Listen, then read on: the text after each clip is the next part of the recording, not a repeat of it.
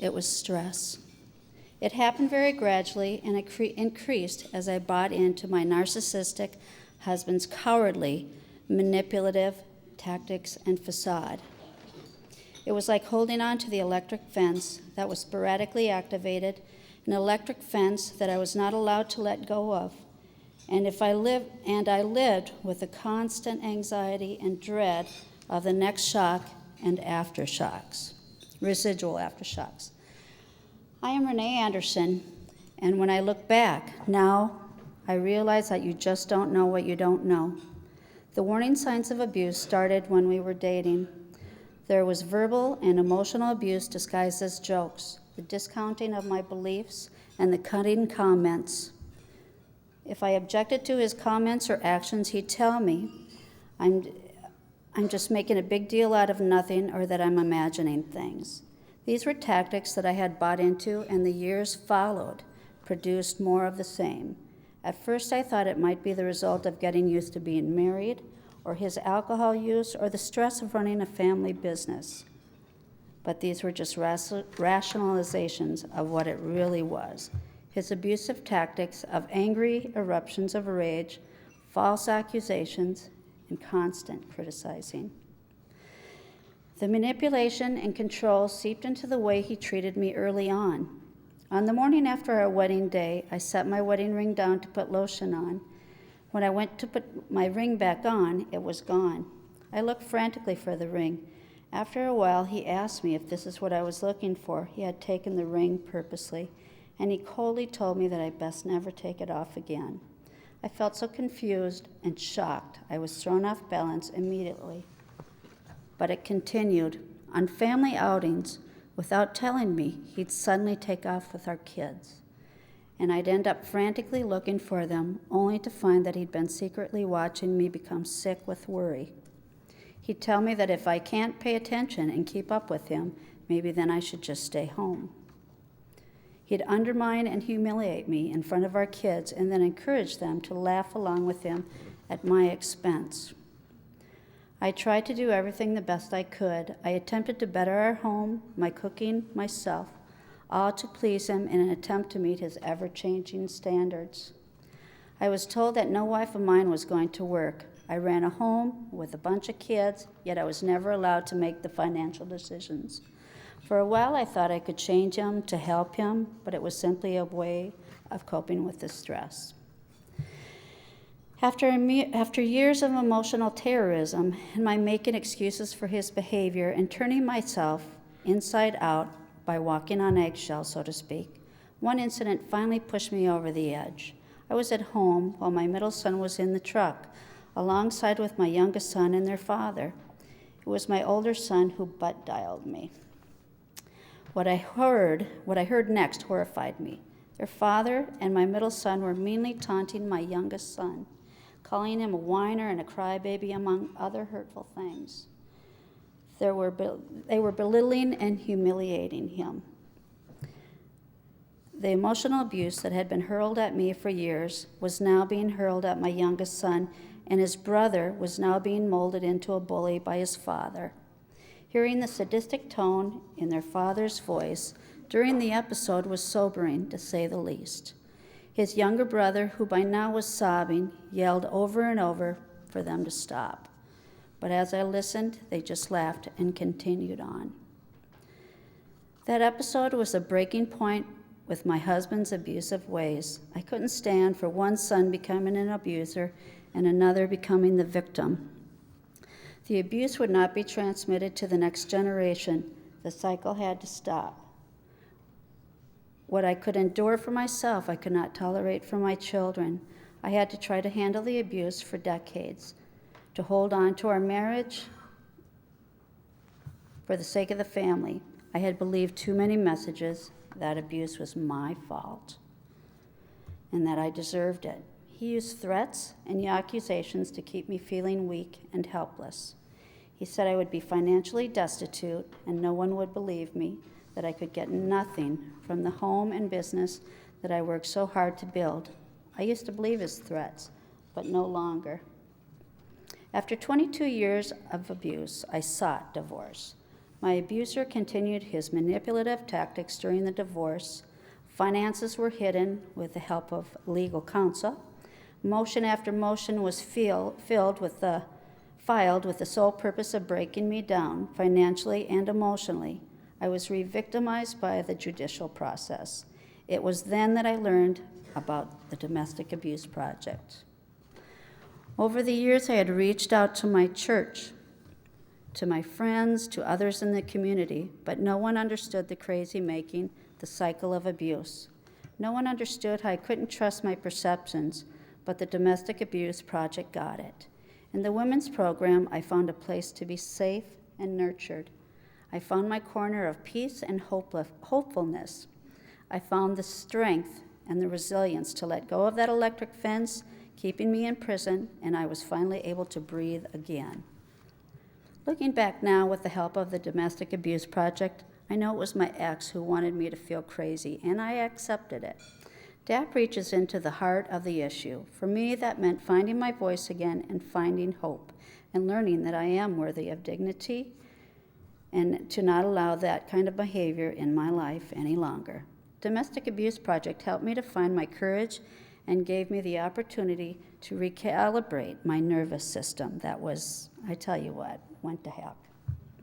And so I have I'm able to breathe again. It was huge to have my experience validated by other women who had similar experiences. Through the women's program, I slowly took my power back, one breath at a time. It is easy to think that domestic abuse is something that happens to other people in other places, but that's wrong. Domestic abuse is in the city, and it is in the suburbs, and it's in the country. It is in your neighbor's house, and perhaps it's in your family's home. Domestic abuse is rampant, and there aren't enough organizations that are doing the work necessary to heal the whole family that suffers from domestic abuse. But the Domestic Abuse Project is helping. DAP doesn't turn away anyone based on who they are, where they live, or how much they can pay. I feel very fortunate to have had such a community resource to turn to in my time of need. Thank you so much for your support.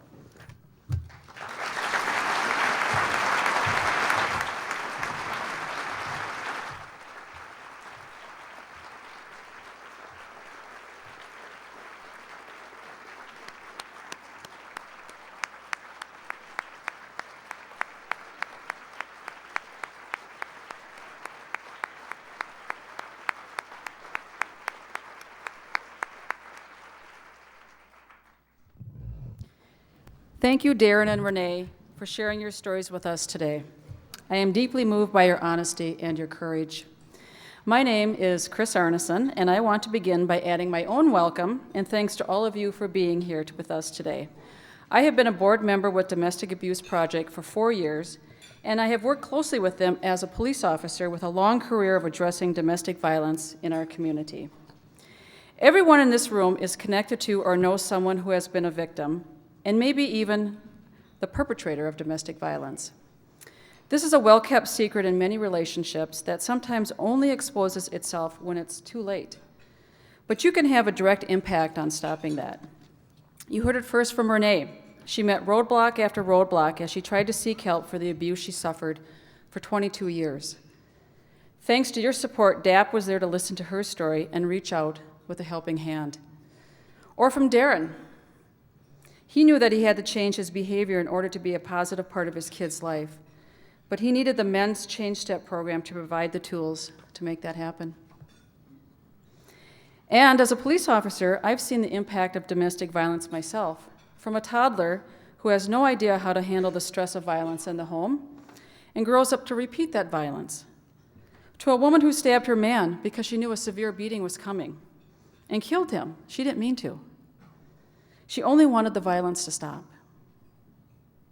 In Minnesota so far, in 2015, we have had 24 confirmed cases of women, children, and men killed because of domestic abuse. How can we make a difference in stopping that number from climbing? Please think about that. In my role, I've seen one way we can stop that number from climbing through the work of Domestic Abuse Project. Whether it is having advocates who on call to follow up with victims after 911 calls, or having a therapist join a police officer on visits to homes stricken with abuse, case after case of abuse. DAP is responding to families suffering from domestic abuse and working to stop that abuse at the root. As much as I know the impact Domestic Abuse Project has on our community, as a board member and a donor, I am also keenly aware of the gaps we continue to have. Sarah shared with you some of these gaps already, but I want to highlight them here again. We've also seen our clients come to us with basic needs unmet. I'm sorry, I missed a page. I'm going to head back. Our clients come from very diverse backgrounds. Many speak a different language. Some have different cultural contexts with which they live their lives. Others have experienced war zones, combat in a war zone. The more we can create therapy groups that are geared specifically towards the unique needs of different kinds of people, the more effective this work is. We've done this already with Change Step and veterans, and we must continue this work with language and cultural specific therapy groups. We've also seen our clients come to us with basic needs unmet. Women struggle to escape abuse. They don't know where they will find stable housing. Children can't focus on healing and therapy when they are worried about where their next meal will come from. Funding for case managers is key to connecting our clients to the resources they desperately need. This is a holistic approach to ending domestic violence. This is an effective approach to ending domestic violence. And lastly, we know that the younger a child, the more likely the trauma of domestic violence will have catastrophic effects on their lives, even for unborn children. We want to train our therapists to help younger clients heal. If you're thinking right now that it's a good thing that there are hundreds of other people in this room who can address what's missing at DAP, I ask you to think again. There is no mistake that you are here today. There's no mistake in that. My biggest hope is that you see the opportunity to be your greatest self and partner with DAP today. Now it's up to you and me to provide what's missing. As Sarah told us, Domestic Abuse Project's individual giving this goal is $450,000. This luncheon is the key to our ability to raise those funds. 20% of our clients are able to receive services at Domestic Abuse Project because of individual donors just like you. That is 1 in 5 clients. 1 in 5 clients are able to break the cycle of violence in their lives because of the gift you choose to make today. For the next few minutes, I'll walk you through the process of making your gift. But before I do that, I want to share with you one important thought, because I know that your hearts have been touched today, and so has mine. You probably walked into the luncheon with a number in mind. A number that you were willing to give. I want you to take a minute to think about stories of hope that you heard today and how Domestic Abuse Project helped break the cycle of violence present in the lives of Renee and Darren, among many others. The gift you commit to today is directly related to the number of families that we can help heal from this abuse. Consider again that number you walked in with today. I'm asking you to double it. Your double gift is an investment. It breaks many more cycles of violence. It grows into generations of families untouched by violence, and instead touched by the warmth and peace that really should fill each and every home. Now, table captains, please take a moment now to pass out the pledge forms.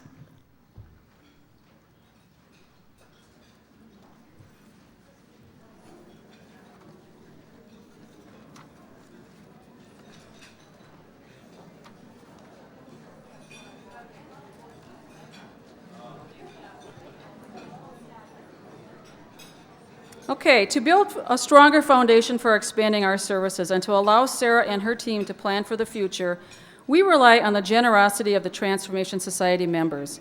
At this time, I'd like to sincerely and warmly thank our current members of the Transformation Society. Your partnership with us has been critical in our ability to plan for the future. Thank you for your generosity and your partnership. If you are a Transformation Society member, I invite you to consider increasing your pledge or extending the years of your current pledge. You will see on the pledge form a special box for those of you who are already Transformation Society members. We cannot do this without your important work and your partnership. If you are not a part of the Transformation Society, I invite you to join by becoming a member today. And if that doesn't work for you, hang on, because I have something for you in a bit. Now, as you look back to your pledge forms, let me explain a little more about the 3 membership levels in our Transformation Society. The advocate level is a commitment of $1,000 a year for 5 years. It's only $83.33 a month, or less than $3 per day, and break that down further. That's a tall latte at your favorite coffee shop. Please do consider a stretch to this level. This is what it costs for Barbara to be with a terrified victim on their journey to safety, by going to court, providing referrals, and being a shoulder to lean on. Your gift of $1,000 means each one of our 4 advocates can accompany a client through their crisis and provide the help they need when they are ready to escape the abuse in their life. Our Peacemaker level is a commitment of $2,500 a year for 5 years. This is a substantial gift, but it will allow us to provide therapeutic services for one person. You heard from Darren the change he has been able to make in his life because a therapy group specifically existed that spoke to his experience in the military. $2,500. This is what it takes for us to provide innovative and effective therapy to men who want to end this abuse. These are transformational experiences for people, and your gift will allow us to do more of this work. And finally, the Changemaker level is a special and significant commitment of $5,000 per year for 5 years. As you heard, we are planning to expand our children's programs so that we can serve the most vulnerable among us. And you heard from Armani in the video how much the children's program helped her heal from the abuse she witnessed as a very young child. A gift at this level funds 6 weeks of the children's group, including the therapist time, art supplies, and food to meet kids' hunger. These children are at a huge risk of perpetrating or being a victim of abuse later in life, but your gift breaks that cycle. If you are joining me today as a member of the Transformation Society, my personal thanks for your generous support. Although I started by introducing the Transformation Society, we know and respect that we all have different financial measure, so we provided the next fill-in-the-blank line just for you. On this line, please tell us how much you would like to give and for how many years. If you wrote in an amount, won't you consider making that an annual gift for the next 3 years or 5? We welcome gifts or multiple-year pledges in amounts different from those printed on the form. Whatever gift you've made, we ask that you make your first payment today by filling out the payment section and personal contact information on the bottom of the form. Oh, and please fill out your complete contact information. We would like to have a way to thank you for your gift.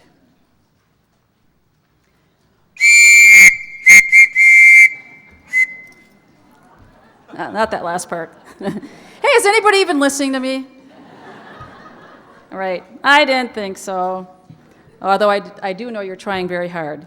You know, I really don't like asking people for money, but I do like talking about how we can work together to end domestic abuse.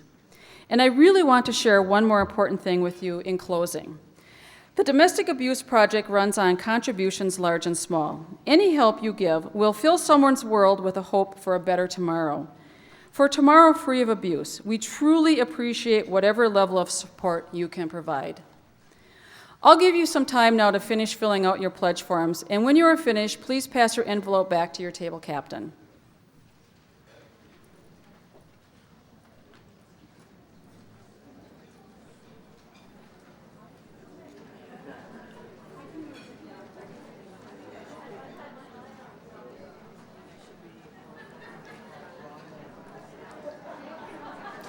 Okay, don't make me use the whistle again.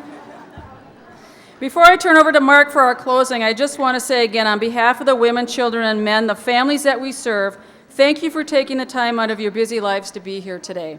It's because of you that we can end domestic violence. Thank you.